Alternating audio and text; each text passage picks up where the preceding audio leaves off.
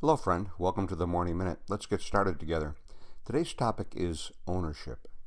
And I think one of the best indicators about how people view ownership is seen in the proliferation of storage units.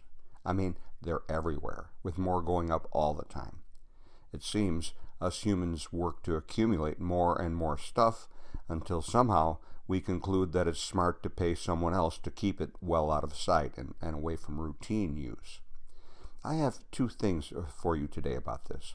To begin with, instruction from Bible Ground is that believers possess nothing, not even their own life.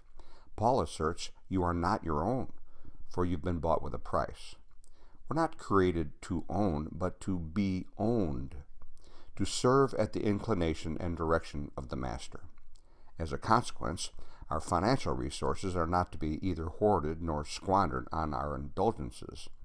The things we have are to be cast abroad, to be shared, and generously, to meet the needs of others. A second aspect to consider about ownership is the failure to distinguish wants from needs.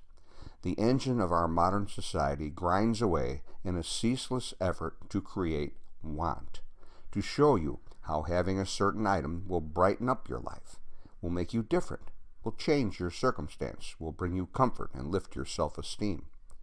This is pure bunkum. We must learn contentment within the means God has favored us with. But instead, we float debt, which presumes we'll be able to pay it back in the future. The world system calls us consumers. God calls us to be providers.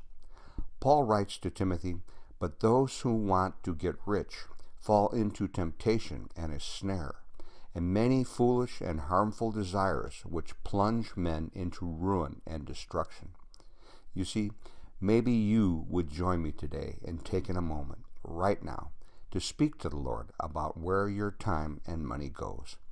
We don't own anything, but we ourselves are owned. That's my thought for you today from Restart Church. Thanks so much for tuning in, and may the Lord bless you as you go.